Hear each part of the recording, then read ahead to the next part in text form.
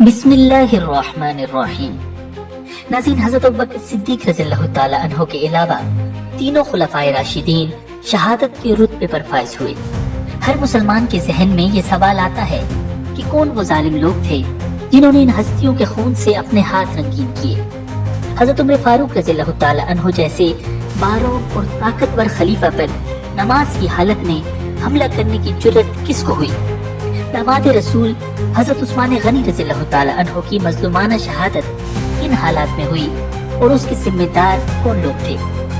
शेर खुदा मौलाए कायनात हज़रत सैयदना अली करमल्लाहु वजहुल करीम पर किस बदबख्त ने हमला किया और उसके पीछे कौन सी ताकतें मुलव्विस थी? इन तमाम सवालों के जवाब जानने के लिए आज की वीडियो मुकम्मल देखिएगा। नाज़रीन, सन 23 हिजरी इख्तिताम पजीर होने को था। हज़रत फारूक आज़म रज़ियल्लाहु ताला अन्हो ने तय कर लिया था कि अगले साल पूरी ममलिकत इस्लामिया का दौरा करेंगे। एक एक सूबे में 2-2 माह क़याम करके खुली कचहरी लगाएंगे ताकि अगर किसी भी शहरी को कोई तकलीफ हो तो वो बिला झिझक बयान कर सके। आप रज़ियल्लाहु ताला अन्हु फरमाते थे कि अगर अल्लाह ने मुझे सलामत रखा तो मैं इराक के मसाकीन के लिए ऐसा इंतजाम कर जाऊंगा कि उन्हें मेरे बाद कभी किसी की जरूरत नहीं रहेगी। नाज़रीन, ये वो दिन थे कि जब इस्लाम मशरिक व मगरिब में फैल चुका था और तकरीबन पूरी दुनिया में हक का बोलबाला हो चुका था। दीन इस्लाम ने हर तरफ अमानत व दयानत, अदल व इंसाफ, अखुवत और हमदर्दी के फूल खिला दिए थे। बदी की ताकतें मुंह छुपा कर मंजर आम से गायब हो चुकी थी। हज़रत उमर फारूक रज़ियल्लाहु ताला अन्हु भी नबी अकरम सल्लल्लाहु अलैहि वसल्लम के दीन को फलता फूलता देखकर मुतमईन थे। अब उनकी 2 ही ख्वाहिशें रह गई थी, एक अल्लाह के रास्ते में शहीद होने की, दूसरी अपने आका व मौला हज़रत मोहम्मद सल्लल्लाहु अलैहि वसल्लम के कदमों में दफन होने की। नाज़रीन, सन 23 हिजरी में हज़रत फारूक आज़म रज़ियल्लाहु ताला अन्हु हज के लिए तशरीफ ले गए। वापसी में वादी अब्तख में ठहरे और अल्लाह रब्बुल इज़्ज़त से दुआ की, इलाही मैं उम्र रसीदा हो गया हूँ, मेरी कुव्वत कमजोरी में तब्दील हो रही है, मेरी रियाया दूर दूर फैल गई है, डरता हूँ कि अब कहीं उनके हुकूक में कोताही न हो जाए। फिर उन्होंने बारगाह इलाही में अपनी दोनों तमन्नाएं एक साथ पेश कर दी। या अल्लाह, मैं तेरी राह में शहादत और तेरे रसूल के शहर में मौत की इल्तिजा करता हूँ। नाज़रीन, बज़ाहिर ये दोनों बातें एक साथ वाक़ई होना मुश्किल था। शहादत और वो भी मदीना में कैसे मुमकिन था? अब मदीना तैयबा पर किसी बैरूनी ताकत के हमले का कोई खतरा न था। वहाँ जंग का सवाल ही पैदा नहीं होता था। दूसरी तरफ खिलाफत की भारी जिम्मेदारियों के पेश नजर हज़रत उमर रज़ियल्लाहु ताला अन्हु का खुद किसी महाज पर जाकर लड़ना भी मुश्किल था, और अगर वो बाहर किसी महाज पर जाकर लड़ते और शहीद हो भी जाते तो उस सूरत में उनकी मदीना तैयबा में वफात या तदफीन न होती, क्योंकि मुर्दे को तदफीन के लिए दूसरे इलाके में मुंतकिल करना इस्लामी शरअ में नामुनासिब है। मगर इन तमाम बातों के बावजूद अल्लाह रब्बुल इज़्ज़त ने हज़रत उमर फारूक रज़ियल्लाहु ताला अन्हु के लिए ये दोनों साथें तय कर दी और उनकी दुआ को कबूल कर लिया। नाज़रीन, हज़रत उमर फारूक रज़ियल्लाहु ताला अन्हु हज से वापस आकर हस्बे मामूल सरकारी जिम्मेदारियों की अंजामदही में मशगूल हो गए थे। मुअर्रिखीन बयान करते हैं कि मदीना मुनव्वरा में एक मजूसी गुलाम फेरोज अबू लुअलु रिहाइश पजीर था। वो 2 साल पहले सन 21 हिजरी के दौरान फारिस की आखिरी हुदूद में बर्पा होने वाली तारीखी लड़ाई मार्का निहामन में गिरफ्तार हुआ था और गुलाम बनकर हज़रत मुगीरा बिन शुअबा रज़ियल्लाहु ताला अन्हु के हिस्से में आया था। ये बैक वक्त बढ़ई, मुसव्विर और लोहार था। मुख्तलिफ किस्म की चीजें बनाने में बहुत मशहूर था।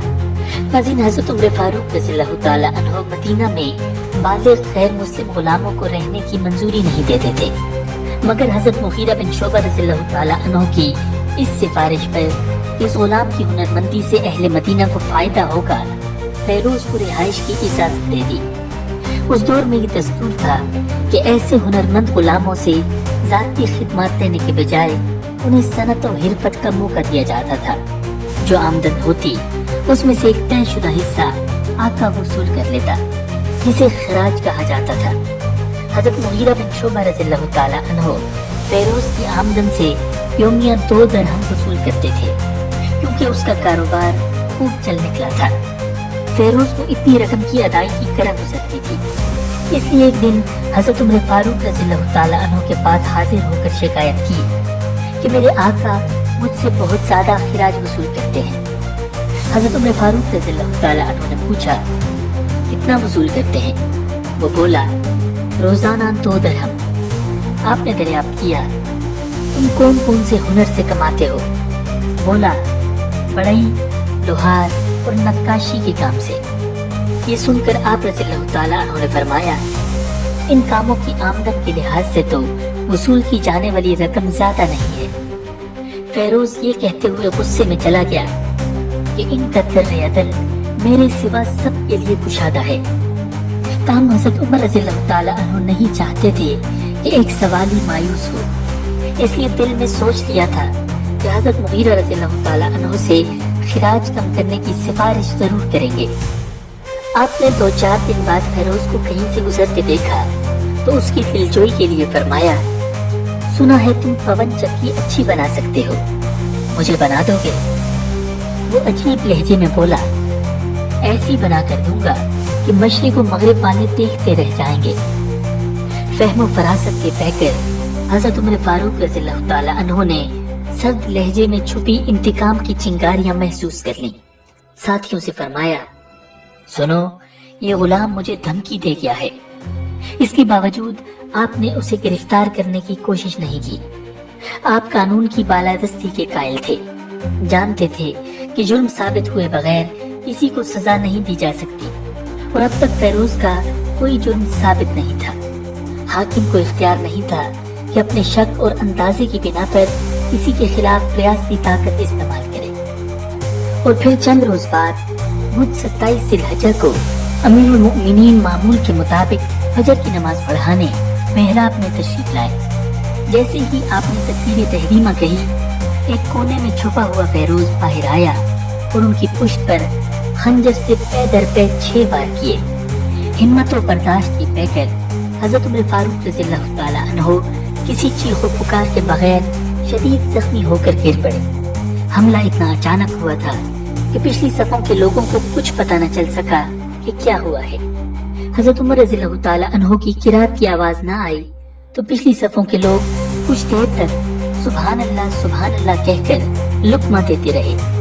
اس دوران قاتل بھاگنے لگا۔ کچھ لوگوں نے معاملہ بھانپ کر اس کو پکڑنے کی کوشش کی، مگر اس دن پتہ چلا کہ وہ خنجر زنی میں نہایت مشاق ہے۔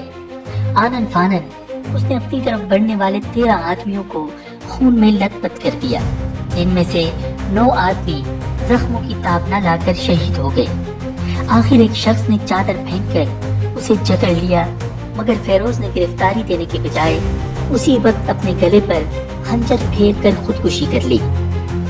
ناظرین، فیروز نے قاتلانہ حملے کے لیے ایک خاص قسم کا خنجر تیار کیا تھا جو مدینہ طیبہ یا عرب معاشرے میں نئی چیز تھی۔ اس کے 2 پھل تھے اور دستہ درمیان میں تھا۔ خنجر کو زہر آلود بھی کر لیا گیا تھا کہ حملہ ناکام رہنے کا امکان کم سے کم ہو۔ ناظرین، کہا جاتا ہے کہ ابو لولو فیروز ایران کا تربیت یافتہ جاسوس تھا جس نے ایران کی شکست کا بدلہ لینے کے لیے حضرت فاروق اعظم رضی اللہ تعالیٰ عنہ پر حملہ کیا۔ زخم کھا کر امیر المؤمنین حضرت عمر فاروق رضی اللہ تعالیٰ عنہ محراب میں گرے ہوئے تھے، مگر ہوش باقی تھا۔ حضرت عبد الرحمن بن عوف رضی اللہ تعالیٰ عنہ کا ہاتھ پکڑ کر انہیں آگے کر دیا کہ نماز پڑھائیں۔ انہوں نے مختصر سی 2 رکعتیں پڑھا دی۔ 2 دھارے خنجر نے خلیفۃ المسلمین کا شکم چیر دیا تھا، مگر ہمت کا یہ عالم تھا کہ تمام حواس قابو میں تھے۔ لوگ نماز سے فارغ ہوئے تو امیر المؤمنین کی آواز ابھری، ابن عباس جا کر دیکھو کہ مجھے مارنے والا کون ہے۔ وہ دیکھ کر آئے اور بتایا مغیرہ بن شعبہ کا غلام۔ حضرت عمر رضی اللہ تعالیٰ عنہ نے کہا اچھا وہی کاریگر؟ عرض کیا جی ہاں وہی۔ فرمایا اللہ اسے ہلاک کرے، میں نے تو اس کے بارے میں انصاف کا معاملہ کیا تھا۔ پھر فرمایا حمد و ستائش ہے اس اللہ کی جس نے میری موت کسی اسلام کا کلمہ پڑھنے والے کے ہاتھوں نہیں ہونے دی۔ ناظرین، حضرت عمر رضی اللہ تعالی عنہ کو اٹھا کر گھر لایا گیا۔ زخموں کی شدت کی وجہ سے خون رکنے میں نہیں آ رہا تھا، اسی لیے بار بار غشی طاری ہو رہی تھی۔ آپ رضی اللہ تعالی عنہ کو غذا کے طور پر پہلے نبیذ اور پھر دودھ دیا گیا، مگر سب کچھ پیٹ کے زخم کے راستے خارج ہو گیا۔ یہ دیکھ کر طبیب نے بھی زندگی سے مایوسی ظاہر کر دی، مگر اس حالت میں بھی نماز کے وقت انہیں ہوشیار کیا جاتا رہا، اور آپ رضی اللہ تعالی عنہ فرماتے ہاں اس شخص کا اسلام میں کوئی حصہ نہیں جو نماز ترک کر دے۔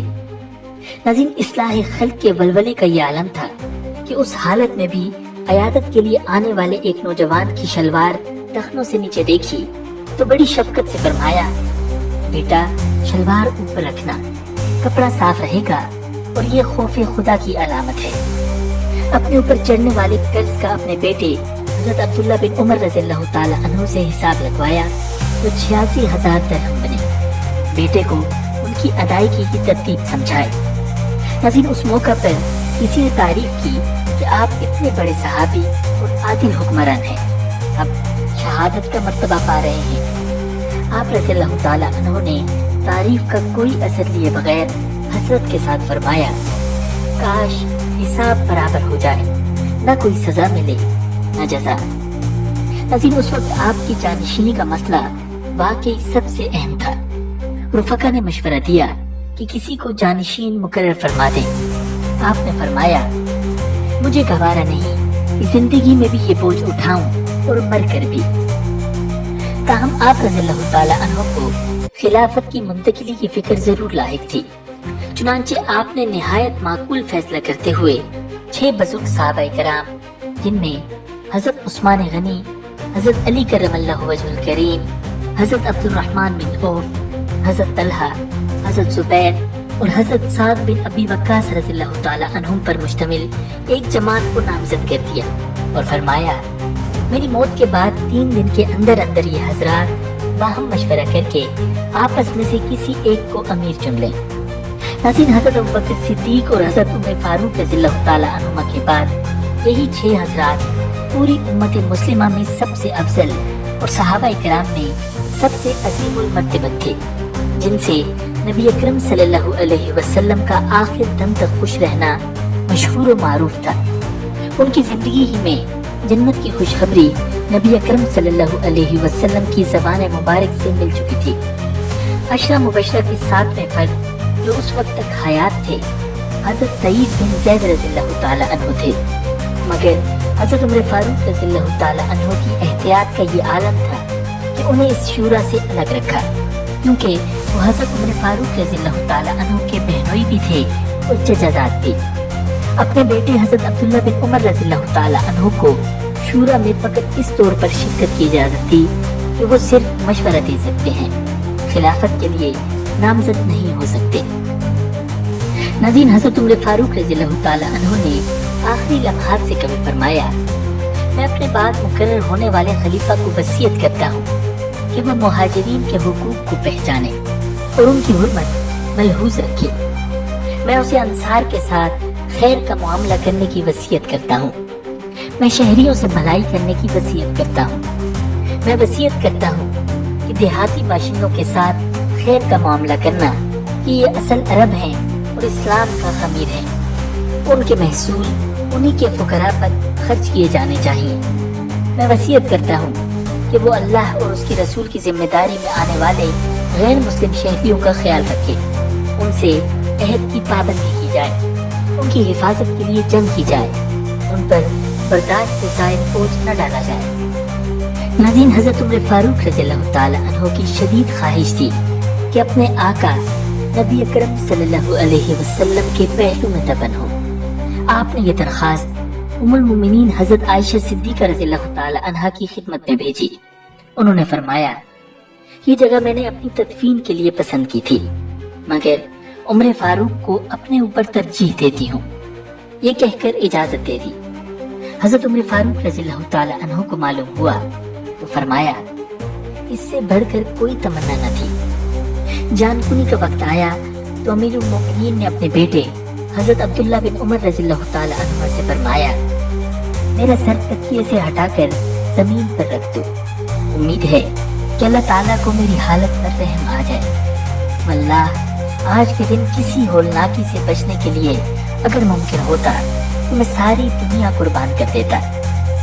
نظیم 3 دن زخمی حالت میں گزار کر یکم محرم الحرام سن 23 ہجری کو دنیا کی تاریخ کے اس بے مثال حکمران نے دائی اجل کو لبیک کہا۔ حضرت صہیب رومی رضی اللہ تعالی عنہ نے جو آپ کی جگہ 3 دن تک مسجد نبوی کے امام رہے، نماز جنازہ پڑھائی۔ آپ رضی اللہ تعالی عنہ اپنی آخری خواہش کے مطابق حجرہ عائشہ رضی اللہ تعالی عنہ میں نبی اکرم صلی اللہ علیہ وسلم اور سیدنا ابو بکر صدیق رضی اللہ تعالی عنہ کے پہلو میں مدفون ہوئے۔ انا للہ و انا الیہ راجعون۔ نظیم خلافت راشدہ کے ابتدائی 24 برس کا عرصہ اسلامی خلافت کے عروج کا زمانہ تھا۔ ہر طرف امن و امان تھا اور فتوحات کا سلسلہ بھی جاری تھا۔ عوام خوشحال اور لیڈرز امانت دار تھے، امت متحد تھی، کہیں کوئی ہنگامہ نہیں تھا۔ حضرت عثمان رضی اللہ تعالی عنہ نے بذات خود آخر تک ایک نہایت مثالی حکمران کا کردار پیش کیا تھا۔ البتہ آخری برسوں میں کچھ شرپسندوں نے ان کی حکومت گرانے کی سر توڑ کوششیں شروع کر دی تھیں، جو آخر میں حضرت عثمان رضی اللہ تعالی عنہ کی مظلومانہ شہادت کے دردناک سانحے کا باعث بنی۔ ناظرین کی وہ فتنہ تھا جس کی پیشگوئی احادیث میں کر دی گئی تھی، اور یہ وہ موڑ تھا جہاں سے امت خطرناک ترین فتنوں کے دور میں داخل ہو رہی تھی۔ ناظرین، آج کی اس ویڈیو میں ہم آپ کو حضرت عثمان رضی اللہ تعالی عنہ کی شہادت کی وجوہات اور اس دردناک سانحے کی مکمل تفصیلات بتائیں گے۔ مگر ویڈیو میں آگے بڑھنے سے پہلے اگر آپ ہمارے چینل پر نئے ہیں تو ہمارا چینل اسلامک ورلڈ نیوز ضرور سبسکرائب کیجیے، جہاں آپ کو اسلامی تاریخ سے متعلق مستند ترین معلومات ملتی رہیں گی۔ ناظرین، حضرت عثمان غنی رضی اللہ تعالی عنہ کو خلیفہ بنے چند برس گزرے تھے کہ یمن کے صدر مقام صنعا کے ایک کالے پجم یہودی نے اسلام قبول کرنے کا اعلان کیا اور عبداللہ بن سبا کے نام سے اس کی پہچان ہوئی۔ اسلام قبول کرنے کا اعلان کرنے کے بعد عبداللہ بن سبا نے کسی صحابی کی خدمت میں وقت نہیں گزارا۔ اس نے یمن سے اپنی مہم کا آغاز کیا اور چند برسوں میں حجاز، کوفہ، بصرہ اور شام تک کے سفر کر ڈالے۔ ناظرین، وہ بزرگی کا لبادہ اوڑھ کر مشہور ہوا۔ اس نے خود کو ایسے مصلح کے طور پر پیش کیا جو نیکی کا حکم دیتا اور گناہوں سے منع کرتا تھا۔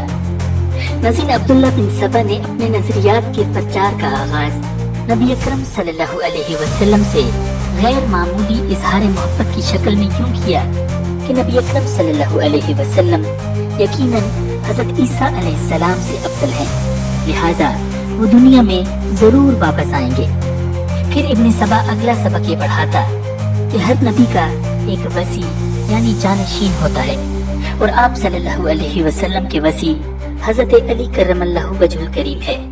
نبی اکرم صلی اللہ علیہ وسلم خاتم الانبیاء ہیں اور حضرت علی رضی اللہ تعالی عنہ خاتم الاوصیاء۔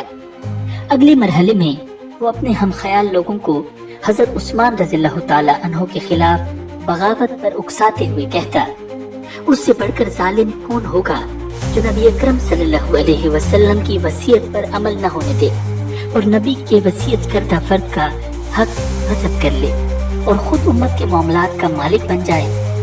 جب یہ نہ سمجھ لوگ حضرت عثمان رضی اللہ تعالی عنہ کو خلافت کا غاصب ماننے لگتے تو انہیں بھڑکاتے ہوئے کہتا، نبی کے وصی کی موجودگی میں عثمان نے خلافت پر ناحق قبضہ کیا ہوا ہے۔ اب اس تحریک کو لے کر اٹھو اور حرکت میں آ جاؤ۔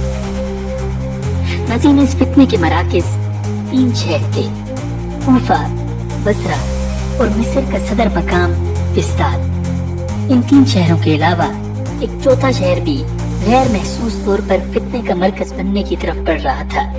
یہ شہر دمشق تھا، جو کہ پہلے تینوں مراکز سے مختلف اور ایک قدیم شہر تھا۔ नाज़रीन, उसके बाद अब्दुल्ला बिन सबा ने बसरा और कोफा का रुख इख्तियार किया, मगर वहाँ भी उसकी ये साजिश कामयाब न हो सकी और उसे शहर बदर कर दिया गया। उसके बाद उसने एक नया अंदाज इख्तियार किया और झूठे प्रोपेगेंडे की मीडिया मुहिम शुरू की। हर शहर में जाकर उसके चेलों ने दूसरे शहरों के लोगों के नाम झूठे खुतूत लिखे, जिनमें बताया कि उनके शहर की हुकूमत आम आवाम पर किस कदर जुल्म जबर कर रही है। नाज़रीन, ये झूठ इस शिद्दत और महारत के साथ फैलाया गया कि हर शहर के लोग इस गलत फहमी में मुब्तला हो गए कि हमारे इलाके को छोड़कर बाकी पूरे आलम इस्लाम में जुल्म और सितम का बाजार गर्म है। नाज़रीन, इस फितने की आग को मजीद भड़काने के लिए सन 35 हिजरी में सबाइयों ने यह फैसला किया कि एक वफद को उन इल्जामात और शिकायत के साथ हज़रत उस्मान रज़ियल्लाहु ताला अन्हु के पास भेजा जाए जिन्हें अवाम में मशहूर किया जा चुका है। ये वफद वापस आकर ये मशहूर कर दे कि हज़रत उस्मान रज़ियल्लाहु ताला अन्हु ने इन ज़्यादतियों का एतराफ़ तो किया है, मगर वो अपनी ये रविश छोड़ने पर आमादा नहीं है। इस तरह खलीफा के खिलाफ अवाम को मजीद मुश्तइल किया जाएगा। रजब सन 35 हिजरी में सबाइयों का ये वफद मिस्र से रवाना हुआ। वाली मिस्र हज़रत अब्दुल्ला बिन साद रज़ियल्लाहु ताला अन्हु उनके मंसूबे से बाखबर थे। उन्होंने हज़रत उस्मान रज़ियल्लाहु ताला अन्हु को लिख भेजा कि ये लोग आपको माजूल करने के लिए आए हैं, मगर ये जानने के बावजूद हज़रत उस्मान रज़ियल्लाहु ताला अन्हु ने उन लोगों को मस्जिद नबवी में सरेआम बातचीत का मौका दिया। नाज़रीन, हज़रत उस्मान रज़ियल्लाहु ताला अन्हु ने कुरान मजीद मंगवा कर सामने रखा, वफद के इल्जामात सुने और एक एक बात का वाज़ेह जवाब दिया। शरपसंद लोग हर सवाल के साथ तंज़ीह अंदाज में कहते, आपको अल्लाह ने इजाजत दी थी कि आप अल्लाह पर झूठ बांध रहे हैं, मगर आप रज़ियल्लाहु ताला अन्हु बड़े तहम्मुल के साथ तसल्ली बख्श जवाब देते और फिर फरमाते, और कोई बात हो तो कहो। नाज़रीन, हज़रत उस्मान रज़ियल्लाहु ताला अन्हु ने शरपसंदों के तमाम इल्जामात का तसल्ली बख्श जवाब देते हुए सुलह और सफाई के साथ उनको वापस भेज दिया, मगर इस नर्म और बाइज्जत रवैये के बाद भी ये लोग जरा न शर्माए। उन्होंने मशहूर कर दिया कि हज़रत उस्मान रज़ियल्लाहु ताला अन्हु ने सबके सामने अपने ऊपर लगाए गए इल्जामात को कबूल कर लिया है, जिसके बाद उन्हें मुस्ताफी हो जाना चाहिए, मगर वो न तौबा करते हैं और न ही ओहदे से मुस्ताफी होते हैं। इसके साथ ही गिरोह के लोगों के दिलों में ये बात बिठा दी गई थी कि खलीफा बुढ़ापे में हुकूमती जिम्मेदारियां अंजाम देने के काबिल नहीं, उनसे हुकूमत लेकर किसी काबिल तरीन सहाबी के हाथ में दे दी जाए तो इसमें मुसलमानों का भला है।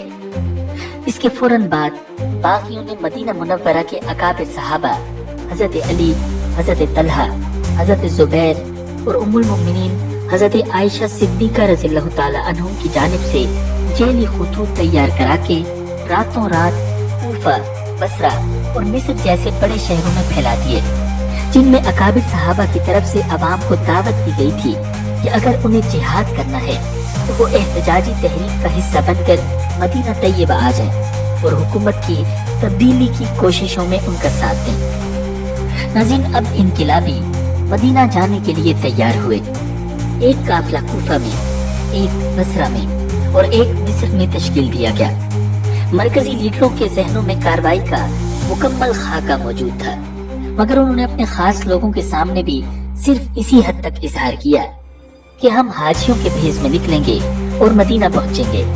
उस्मान रज़ियल्लाहु ताला अन्हु का घेराव करके उन्हें माजूल कर देंगे, अगर वो न माने तो उन्हें कत्ल कर देंगे। नाज़रीन, बसरा के इनकिलाबियों में हज़रत तलहा बिन उबैदुल्लाह रज़ियल्लाहु ताला अन्हु, कूफा वालों में हज़रत जुबैर बिन अवाम रज़ियल्लाहु ताला अन्हु और मिस्र वालों में हज़रत अली करमल्लाहु वजहुल करीम ज्यादा मकबूल थे। चुनांचे बसरा वालों को ये समझाया गया था कि हज़रत उस्मान रज़ियल्लाहु ताला अन्हु को माजूल करके हज़रत तलहा बिन उबैदुल्लाह रज़ियल्लाहु ताला अन्हु को खलीफा बनाया जाएगा। कूफा के काफिले को ये हदफ दिया गया था कि वो जाकर हज़रत जुबैर बिन अवाम रज़ियल्लाहु ताला अन्हु से मिलें और उन्हें खलीफा चुने।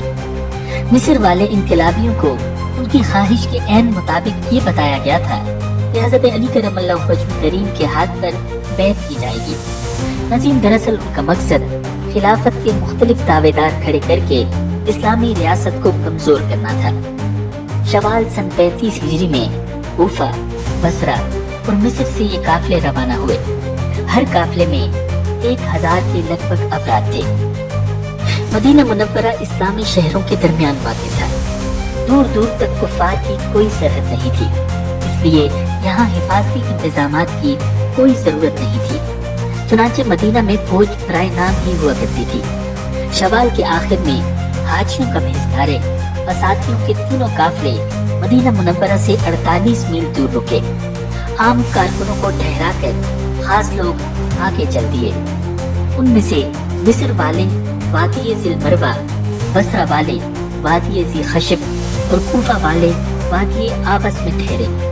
फिर काफिलों के कायदीन खास साथियों को लेकर मदीना मुनव्वरा में दाखिल हो गए। जब उन्होंने उम्महातुल मोमिनीन हजरत अली और हजरत जुबैर रज़ियल्लाहु ताला अन्हुम से मुलाकात की तो हर एक को अपनी तहरीक से नाला पाया। शरपसंदों ने मौका की नजाकत देखते हुए हजरत उस्मान रज़ियल्लाहु ताला अन्हु की माजूली का मुतालबा करने के बजाय सिर्फ इतना कहा, हम कुछ गवर्नरों को माजूल कराने का मुतालबा लेकर आए हैं। मगर अकाबिर सहाबा में किसी ने उनको मुंह न लगाया। हजरत अली, हजरत तलहा और हजरत जुबैर रज़ियल्लाहु ताला अन्हु को अंदाजा हो गया था कि हजरत उस्मान रज़ियल्लाहु ताला अन्हु के खिलाफ फिजा बनाने के लिए उनका नाम इस्तेमाल किया जा रहा है। ये हजरात मदीना के बाहर अलग अलग दस्तों के साथ खड़े हो गए, क्योंकि वो हजरत उस्मान रज़ियल्लाहु ताला अन्हु की हिफाजत के लिए बहुत फिक्रमंद थे। नज़ीर मिस्री बागियों के लीडर्स अब हजरत अली करमल्लाहु वजहुल करीम की खिदमत में हाजिर हुए, जो मदीना के बाहर फौजी दस्ते समेत मौजूद थे। बागियों ने पेशकश की कि वो उन्हें खलीफा मानने के लिए तैयार हैं। हजरत अली रज़ियल्लाहु ताला अन्हु ने उनको डांट कर भगा दिया और फरमाया, नेक लोग जानते हैं कि ज़ी मरवा और ज़ी खशब में ठहरने वाले काफिलों पर नबी अकरम सल्लल्लाहु अलैहि वसल्लम की जुबान मुबारक से लानत की गई है। बसरा के लीडर हजरत तलहा रज़ियल्लाहु ताला अन्हु के पास यही पेशकश लेकर पहुंचे, मगर उन्हें बिल्कुल यही जवाब मिला।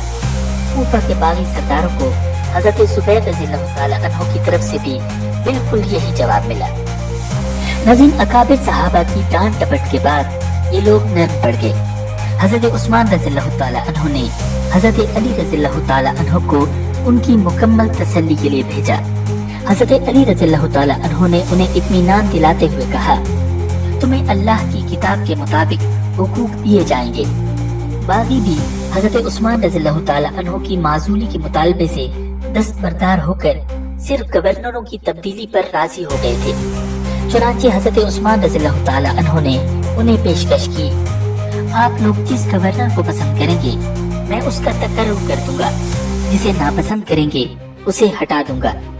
बदले में आपने उनसे वादा लिया कि वो इंतशार नहीं फैलाएंगे और जब तक हुकूमत अपने अहद पर कायम है वो भी उम्मत के इज्तिमाई धारे में शामिल रहेंगे। उन लोगों ने खुशी से ये बात मान ली। अजीम मुआहदे की इत्तला से आलम इस्लाम के दीगर शहरों में एक इत्मीनान की लहर दौड़ गई और तशवीश के शिकार मुसलमानों ने चैन का सांस लिया।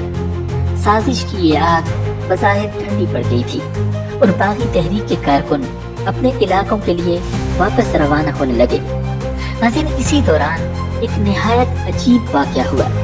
मिस्र वापस जाने वाला काफिला रास्ते में था कि कुछ फासले पर एक शख्स दिखाई दिया।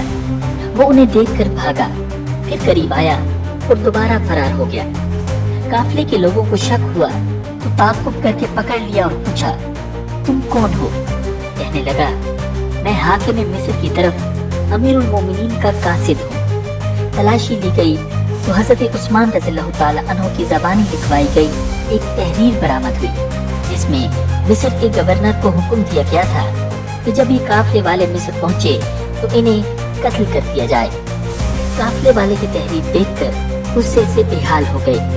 तकबीर के नारे लगाते हुए इस तेजी से मदीना वापस पहुंचे कि मकामी लोग हैरान और परेशान रह गए। इस बार अहले काफिला में से किसी को पीछे न रखा गया।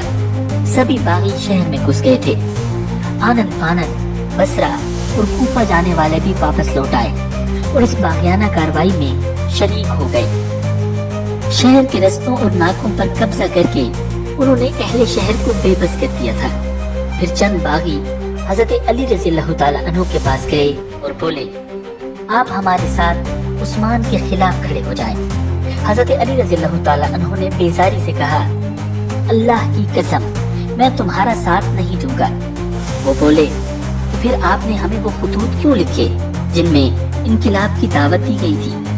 حضرت علی رضی اللہ تعالیٰ عنہ نے فرمایا اللہ کی قسم میں نے تمہیں کوئی خط نہیں لکھا۔ یہ سن کر عام بلوائی ایک دوسرے کا منہ تکنے لگے اور کہنے لگے ارے تم اس شخص کی خاطر لڑ رہے ہو، اس کے لیے غصہ کر رہے ہو۔ ناظرین دراصل عام باغیوں کو یہ پتہ ہی نہیں تھا کہ صحابہ کی جانب سے یہ خطوط بالکل جعلی تھے۔ باغی چند دنوں تک مدینہ میں دندناتے رہے۔ مدینہ کے لوگ فساد کے ڈر سے گھروں میں بیٹھ گئے۔ حضرت عثمان رضی اللہ تعالی عنہ اس دوران مسجد نبوی میں نمازیں پڑھاتے رہے۔ جمعے کا دن آیا تو آپ نے منبر پر خطبہ دیا۔ اس دوران باغیوں نے ہنگامہ کر دیا اور حضرت عثمان رضی اللہ تعالی عنہ پر کنکروں کی بارش کر دی۔ آپ رضی اللہ تعالی عنہ زخمی ہو گئے اور غشی داری ہو گئی۔ صحابہ کرام آپ کو اٹھا کر گھر لے گئے۔ حضرت علی، حضرت طلحہ، حضرت زبیر اور دیگر صحابہ کرام آپ کی عیادت کے لیے آئے اور اس صورتحال پر سخت تشویش کا اظہار کیا۔ ناظرین پہلے باغیوں نے آپ رضی اللہ تعالی عنہ کے نماز پڑھانے اور خطبہ دینے پر پابندی لگائی، پھر نماز باجماعت کے لیے مسجد میں داخلہ بند کر دیا، اور پھر کچھ دنوں بعد حضرت عثمان رضی اللہ تعالی عنہ کے مکان کا محاصرہ کر لیا۔ باغیوں کا مطالبہ تھا کہ حضرت عثمان رضی اللہ تعالی عنہ خلافت سے استعفیٰ دے دیں۔ حضرت عثمان رضی اللہ تعالی عنہ کا اس بارے میں پہلا اور آخری فیصلہ یہ تھا میں اس قمیص کو نہیں اتاروں گا جو اللہ تعالیٰ نے مجھے پہنائی ہے۔ دراصل نبی اکرم صلی اللہ علیہ وسلم کی آپ رضی اللہ تعالیٰ عنہ کو تاکیدی وصیت تھی کہ اللہ تعالیٰ کی طرف سے خلافت کی ذمہ داری ملے تو اس سے دستبردار نہ ہونا۔ آپ صلی اللہ علیہ وسلم کا ارشاد پاک تھا اے عثمان اگر اللہ تمہیں کسی دن یہ منصب عطا کرے پھر منافقین چاہیں کہ اللہ نے تمہیں جو کرتا پہنایا ہے اسے اتار دیں تو تم مت اتارنا۔ نبی اکرم صلی اللہ علیہ وسلم نے یہ ارشاد بطور تاکید 3 مرتبہ دہرایا۔ ناظرین گرمی شدید ہوئی تو باغیوں نے محاصرے کی سختی بھی بڑھا دی اور حضرت عثمان رضی اللہ تعالی عنہ کے گھر اشیاء خورد و نوش اور پانی لے جانے پر بھی پابندی لگا دی گئی۔ پہلے پہل حضرت علی رضی اللہ تعالی عنہ کچھ نہ کچھ ضروریات کا سامان پہنچا دیتے تھے، مگر پھر باغیوں نے انہیں بھی روک دیا۔ چنانچہ حضرت عثمان رضی اللہ تعالی عنہ کے گھر سے کھانے پینے کا ذخیرہ ختم ہونے لگا۔ حضرت علی رضی اللہ تعالی عنہ کو معلوم ہوا تو باغیوں سے کہا تمہاری یہ حرکت مسلمانوں جیسی ہے نہ کافروں جیسی۔ رومی اور ایرانی کافر بھی قیدیوں کو کھلاتے پلاتے ہیں، اس شخص نے تمہیں کیا نقصان پہنچایا ہے جو تم اس کے گھیراؤ اور قتل پر تلے ہو؟ ناظرین اس بات کا بھی باغیوں پر کوئی اثر نہ ہوا۔ حضرت علی رضی اللہ تعالی عنہ مایوس ہو کر لوٹنے لگے تو اپنا امامہ کھول کر حضرت عثمان رضی اللہ تعالی عنہ کے گھر میں پھینک دیا تاکہ انہیں پتہ چل جائے کہ علی آئے ضرور تھے مگر کچھ کر نہ پائے۔ ناظرین ایک دن ام المؤمنین حضرت ام حبیبہ رضی اللہ تعالی عنہ ایک خچر پر کھانے پینے کا سامان لاد کر حضرت عثمان رضی اللہ تعالی عنہ کے گھر کی طرف تشریف لائیں، مگر باغیوں نے نبی اکرم صلی اللہ علیہ وسلم کے ناموس کی لاج بھی نہ رکھی، ان سے بدتمیزی کی، سامان چھین لیا اور خچر کو اس طرح مار بھگایا کہ ام المؤمنین رضی اللہ تعالی عنہ گر کر زخمی ہوتے ہوتے بچی۔ حضرت عثمان رضی اللہ تعالی عنہ نے محاصرے کے بقیہ دن بڑی تکلیف میں گزارے۔ آپ کے پڑوسی حضرت عمر بن حزم رضی اللہ تعالی عنہ بہت چھپ چھپا کر تھوڑا بہت کھانا پینا اپنے گھر سے آپ کے پاس بھیج دیتے جس سے کچھ نہ کچھ گزارا چلتا رہا۔ ناظرین اس تمام ظلم و ستم کے باوجود حضرت عثمان رضی اللہ تعالی عنہ نبی اکرم صلی اللہ علیہ وسلم کی وصیت پر چٹان کی طرح قائم تھے۔ ناظرین باقی خلیفہ سے استعفیٰ لینے میں ناکام ہو چکے تھے، اس لیے سازشی منصوبے کے تیسرے رخ کو آزمانے کا فیصلہ کر لیا گیا۔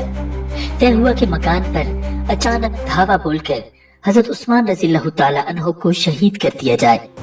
حضرت عثمان رضی اللہ تعالی عنہ نے آخری ایام میں एक दिन बाला खाने से झांक कर बागियों से आखिरी बार खिताब किया, जिसमें फरमाया, अल्लाह की कसम, अगर तुमने मुझे कत्ल किया तो फिर कभी इकट्ठे नमाज नहीं पढ़ सकोगे, कभी मिलकर दुश्मन से जिहाद नहीं कर पाओगे, तुम इख्तिलाफात की इंतहा की वजह से यूं गुत्थम गुत्था हो जाओगे। ये कहकर आपने उंगलियों में उंगलियां डालकर दिखाई। नाज़रीन, आखिरी खुतबे में लोगों से कहा, मदीना वालों, तुम्हें अल्लाह के सपुर्द करता हूँ और दुआ करता हूँ कि अल्लाह तुम्हें मेरे बाद अच्छी हुकूमत अता फरमाए। उन आखिरी अय्याम में हजरत उस्मान रज़ियल्लाहु ताला अन्हु फरमाते थे, खिलाफत का हजरत अली करमल्लाहु वजहुल करीम को मिलना मुझे किसी और के खलीफा बनने से कहीं ज्यादा पसंद है। 18 ज़ुल्हिज्जा को हजरत उस्मान रज़ियल्लाहु ताला अन्हु का रोजा था। उस दिन आपने 20 गुलाम आजाद किए। आदत के खिलाफ पाजामा मंगवा कर ज़ेब-ए-तन किया कि कहीं हमले की जद में आते हुए सतर न खुल जाए। फिर तिलावत में मसरूफ हो गए। नाज़रीन, गुज़िश्ता रात आपको ख्वाब में नबी अकरम सल्लल्लाहु अलैहि वसल्लम की ज़ियारत हुई थी। आप सल्लल्लाहु अलैहि वसल्लम फरमा रहे थे, उस्मान, अफ्तार हमारे साथ करना। उस वक्त मकान के दरवाजे पर सहाबा और ताबीन का एक मजमा दामाद रसूल की हिफाजत के लिए सरबकफ था, जिनमें हजरत अबू हुरैरा, हजरत हसन और हजरत हुसैन, हजरत अब्दुल्ला बिन जुबैर, हजरत सईद बिन आस रज़ियल्लाहु ताला अन्हुम और मोहम्मद बिन तलहा और मरवान बिन हकम जैसे जलील अफराद शामिल थे। हजरत अब्दुल्ला बिन उमर रज़ियल्लाहु ताला अन्हु दोहरी सेरा पहने मौजूद थे। बागियों ने हजरत उस्मान रज़ियल्लाहु ताला अन्हु को शहीद करने का फैसला किया हुआ था। उन्होंने घर के दरवाजे पर धावा बोला तो इन हजरात ने भरपूर दिफा किया। इस तरह दस्त बदस्त लड़ाई शुरू हो गई। हजरत तलहा रज़ियल्लाहु ताला अन्हु भी उस वक्त ज़ेरा पहने अमीरुल मोमिनीन के दिफा के लिए आ पहुंचे और तीर चलाने लगे। मगर इसी दौरान हजरत उस्मान रज़ियल्लाहु ताला अन्हु ने कसम देकर अपने हामियों को कहलवाया कि सब लोग अंदर आ जाएं। चुनांचे ये हजरात वापस आ गए और मकान का फाटक बंद कर दिया गया। हजरत उस्मान रज़ियल्लाहु ताला अन्हु ने अब अपने मुहाफिजों को हतमी तौर पर कह दिया कि वो पहरा खत्म करके अपने घरों को चले जाएं। आपने साथियों से फरमाया, तुम में से जो भी मेरे हुक्म की तामील जरूरी समझता है वो अपना हाथ रोक ले और असलहा रख दे। हुक्म की तामील में सब लोग चले गए, मगर हजरत हसन रज़ियल्लाहु ताला अन्हु न उठे। आपने कुरान मंगवाया और पढ़ने लगे। इस दौरान हजरत हसन रज़ियल्लाहु ताला अन्हु से कहा, तुमको कसम देता हूँ कि चले जाओ। फिर 2 आदमियों को बुलाकर बैतुल माल की हिफाजत की जिम्मेदारी उन्हें सौंप दी। आप रज़ियल्लाहु ताला अन्हु ने एक एक करके सबको पहरे से हटा दिया। हजरत हसन और हजरत हुसैन रज़ियल्लाहु ताला अन्हुमा सबसे आखिर में निकले। सहाबा इकराम और ताबीन ने आखिरी वक्त में आपके घर की हिफाजत सिर्फ इसलिए तर्क की थी कि वो आपके हुक्म के पाबंद थे, वरना वो दिलो जान से कट मरने को तैयार थे। आप रज़ियल्लाहु ताला अन्हु घर के मताना हिस्से में तन्हा तिलावत में मशगूल हो गए। जनान खाने में अहलो अयाल के सिवा कोई न था। कसर का दरवाजा खुला पड़ा था, कोई भी अंदर आ सकता था। नाज़रीन, बागियों ने मतला साफ देखा तो एक पस्तकद शख्स को घर के अंदर का जायजा लेने के लिए भेजा।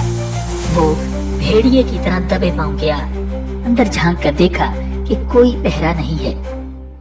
अब बागियों ने बेफिक्र होकर हजरत उस्मान रज़ियल्लाहु ताला अन्हु को शहीद करने के लिए एक शख्स को भेजा। नाज़रीन, ये उन्हीं नादान लोगों में से एक था जो गलत फहमियों में मुब्तला किए गए थे। उसे यकदम हमला करने की जुर्रत न हुई। बस इतना कह पाया, आप खिलाफत छोड़ दें, हम आपको कुछ नहीं कहेंगे। आप रज़ियल्लाहु ताला अन्हु ने फरमाया, मैं अल्लाह ताला की अता करदा कमीज को कैसे उतार सकता हूँ? मैं इसी हाल में रहूंगा यहाँ तक कि अल्लाह ताला सादतमंदों को मुआज़िज़ और बदबख्तों को जलील करके दिखाएगा। वो शख्स तरस गया और बाहर निकल के कहने लगा, इनका कत्ल हमारे लिए हलाल नहीं। एक और शख्स आया।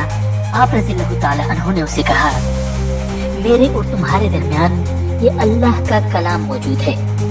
उस शख्स के ज़मीर में भी कुछ रमक बाकी थी। वो भी हिचकिचाया और बाहर निकल गया। बाकियों ने एक के बाद एक कई आदमी भेजे, मगर हर एक नादिम होकर वापस निकलता रहा। حضرت ابوبکر صدیق رضی اللہ تعالیٰ عنہ کے بیٹے محمد بن ابی بکر بھی غلط فہمی کا شکار ہونے والوں میں سے ایک تھے۔ وہ اندر آئے تو آپ رضی اللہ تعالیٰ عنہ نے انہیں کہا، کیا تمہارا یہ خیز و غضب اللہ کی عطا کے خلاف تو نہیں ہے؟ میں نے تمہارا کون سا جرم کیا ہے سوائے یہ کہ حق لے کر حقدار کو دیا ہے؟ پھر کہا، تم میرے قاتل نہیں ہو سکتے۔ ناظرین، ایک روایت میں ہے کہ محمد بن ابی بکر نے آپ کی داڑھی مبارک پکڑ لی تو آپ رضی اللہ تعالیٰ عنہ نے فرمایا، تم مجھ سے ایسا برتاؤ کر رہے ہو جو تمہارے والد دیکھتے تو کبھی پسند نہ کرتے۔ محمد بن ابی بکر یہ سن کر کانپ اٹھے اور ندامت کے مارے اپنا چہرہ کپڑے سے چھپائے ہوئے باہر نکل گئے اور باغیوں کو بھی واپسی کا مشورہ دینے لگے، مگر قتل پر آمادہ لوگوں نے ان کی بات پر کوئی توجہ نہ دی۔ غرض حضرت عثمان رضی اللہ تعالیٰ عنہ کی اس حکمت عملی کے باعث نادانی کے سبب اس تحریک کا حصہ بن جانے والے بہت سے لوگ دست درازی سے باز آ گئے اور توبہ طائب ہوتے دکھائی دیے۔ تب سازش کے مرکزی کرداروں اور بدبخت ترین افراد نے بلا تاخیر اپنے گھناؤنے عزائم کو خود پایا تکمیل تک پہنچانے کا فیصلہ کیا۔ یہ لوگ اندر گھس گئے۔ امیر المومنین گھر کے مردانہ حصے میں اسی طرح اللہ سے لو لگائے ہوئے اپنی جان سے بالکل بے نیاز ہو کر قرآن مجید سامنے رکھے سورہ بقرہ کی تلاوت میں مشغول تھے۔ باقیوں میں سے ایک شخص رومان نے لوہے کی بھاری لاٹھی دے ماری۔ عبد الرحمن بن غافقی نے بھی آہنی ہتھیار سے ضرب لگائی۔ پھر ایک شخص جو الموت الاسود کہلاتا تھا آگے بڑھا اور پوری طاقت سے آپ رضی اللہ تعالیٰ عنہ کا گلا گھونٹ دیا۔ آپ تڑپنے لگے۔ ادھر اس نے تلوار نیام سے نکالی اور آپ پر وار کیا۔ خون کے چھینٹے قرآن مجید پر پڑے اور آیہ مبارکہ فَسَيَكْفِيكَهُمُ اللَّهُ سرخ ہو گئی، جس کا ترجمہ ہے، سو تمہیں ان سے اللہ کافی ہے۔ ناظرین، ایک بدبخت نے نیزے کا وار کیا۔ آپ کی زبان مبارک سے نکلا، بسم اللہ توکلت علی اللہ، ساتھ ہی خون کی دھار ابل پڑی۔ گھر کے زنانہ حصے تک اس ہنگامے کی آوازیں پہنچی تو اہلیہ محترمہ حضرت نائلہ اور آپ کی بیٹیاں آپ کو بچانے کے لیے چیخ و پکار کرتی ہوئی دوڑ کر آ گئیں۔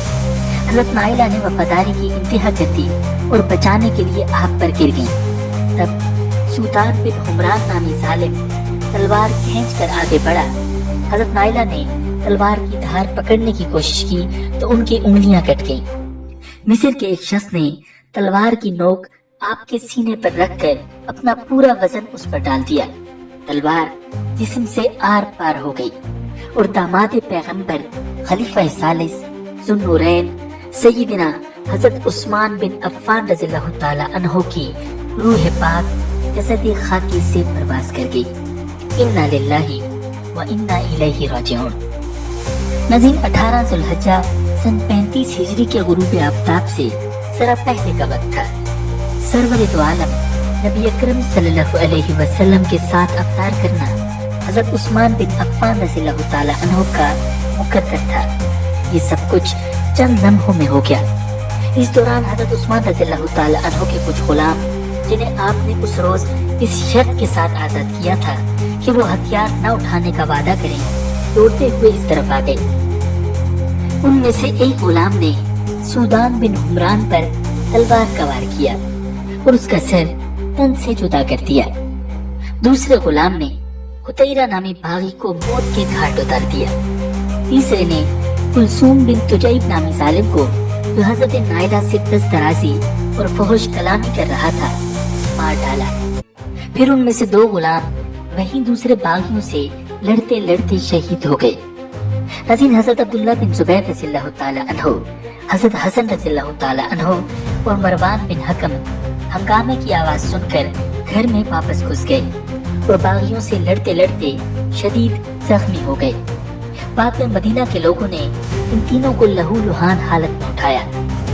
باغیوں نے گھر کی ہر چیز لوٹ لی، برتن بھی نہ چھوڑے، پھر بیت المال کی طرف لپکے اور اسے بھی لوٹ لیا۔ ان کا یہ پست کردار گواہ تھا کہ وہ دنیا پرست اور فتنہ پرور لوگ ہیں۔ ناظرین، حضرت عثمان رضی اللہ تعالی عنہ کی شہادت کی خبر जंगल की आग की तरह मदीना मुनव्वरा में फैल चुकी थी। उसी रात हजरत अली, हजरत तलहा, हजरत हसन, हजरत जैद बिन साबित और हजरत काब बिन मालिक रज़ियल्लाहु ताला अन्हुम और आम सहाबाए किराम जोक दर जोक हजरत उस्मान रज़ियल्लाहु ताला अन्हु के घर तशरीफ ले आए। जनाजे में शिरकत के लिए मदीना मुनव्वरा की खवातीन और बच्चे तक शहर की जनाजागाह में जमा हो गए। जनाजे में ताखीर की वजह यह थी कि आखिरी दीदार करने वालों का एक हुजूम था। जनाजा कसरे उस्मान में रखा गया और लोग गिरोह दर गिरोह अंदर जाकर ज़ियारत करते रहे। शहीद को गुज़ल नहीं दिया गया, कपड़े ही कफन करार पाए। जनाजे की चारपाई लाई गई। मरवान बिन हकम ने नमाज जनाजा पढ़ाई। इसके बाद जनाजे को बकी की कब्रिस्तान में ले जाया गया। इफ़्फ़त व हया का ये आफ्ताब बकी की खाक पाक में रोपोश हो गया। नाज़रीन, सैयदना अली करमल्लाहु वजहुल करीम अब 63 बरस के हो चुके थे। 47 हिजरी के अय्याम तेजी से गुजरते जा रहे थे। हजरत अली रज़ियल्लाहु ताला अन्हु महसूस कर रहे थे कि उनकी तमाम तर कोशिशों के बावजूद माशरे में फसाद का उनसर अभी बाकी है और खुद उनके पैरोकारों में ऐसे लोग मौजूद हैं जो कि अंदर ही अंदर उनसे शदीद नफरत करते हैं। आपको इस बात का भी एहसास था कि अंदरूनी दुश्मन आपकी इत्ताअत में है और किसी भी वक्त कातिलाना वार कर सकते हैं। नाज़रीन, इन्हीं दिनों बनु मुराद के एक शख्स ने आप रज़ियल्लाहु ताला अन्हु को इत्तिला देते हुए कहा, अपने लिए पहरे का इंतजाम कर लें। बनु मुराद के कुछ लोग आपको कत्ल करने के दर पे हैं। आप रज़ियल्लाहु ताला अन्हु ने इत्मीनान के साथ जवाब दिया, हर आदमी के साथ 2 मुहाफिज फरिश्ते होते हैं जो उसे आफात से बचाते हैं, मगर जब मुकद्दर का लिखा आ पड़ता है तो दोनों अलग हो जाते हैं। बेशक मौत खुद ही एक जबरदस्त हाल है। नाज़रीन, हजरत अली करमल्लाहु वजहुल करीम पहले भी दुनिया की दिलचस्पियों से लाताल्लुक थे। अब जहान फानी से और ज्यादा बेजार हो चले थे। अपनी हयात के आखिरी अय्याम में खुतबा देते हुए इरशाद फरमाया, ऐ अल्लाह, मैं इन लोगों से उकता गया हूँ और ये मुझसे उकता गए हैं। मैं इनसे नाला हूँ और ये मुझसे नाला है। तो मुझे इनसे दूर करके आराम दे और इन्हें मुझसे आजाद करके राहत दे। फिर अपनी दाढ़ी पर हाथ रखकर फरमाया, तुम में से सबसे बदबख्त को कोई नहीं रोकेगा कि वो मेरी दाढ़ी को खून से रंगीन कर दे। इन्हीं दिनों मुशीरों ने तजवीज दी कि आप अपना जानिशीन मुकर्रर कर दें, मगर आपने फरमाया, नहीं, बल्कि मैं तुम्हें इस तरह छोड़कर जाऊंगा जैसे नबी अकरम सल्लल्लाहु अलैहि वसल्लम छोड़ गए थे। रुफका को डर था कि इस तरह मजीद इंतशार फैल सकता है, इसलिए अर्ज किया, इस हाल में अपने रब के पास जाएंगे तो क्या जवाब देंगे? फरमाया, यही कहूंगा कि ऐ मेरे रब, आपने मुझे जब तक मुनासिब समझा इन लोगों में बाकी रखा, तो जब आपने मुझे उठा लिया तो आप ही इनके जिम्मेदार हैं। चाहें तो इन्हें सुधार दें, चाहें तो बिगड़ने दें। नाज़रीन, नहरबान की जंग में हजरत अली रज़ियल्लाहु ताला अन्हु ने खवारिज की अस्करी ताकत बना कर दी थी, मगर खारजी जहनीत के बहुत से लोग मुस्लिम मुआशरे में मौजूद थे जो हजरत अली रज़ियल्लाहु ताला अन्हु और हजरत मुआविया रज़ियल्लाहु ताला अन्हु समेत अहम सियासी मनासिब पर फाइज सहाबा से शदीद नफरत करते थे।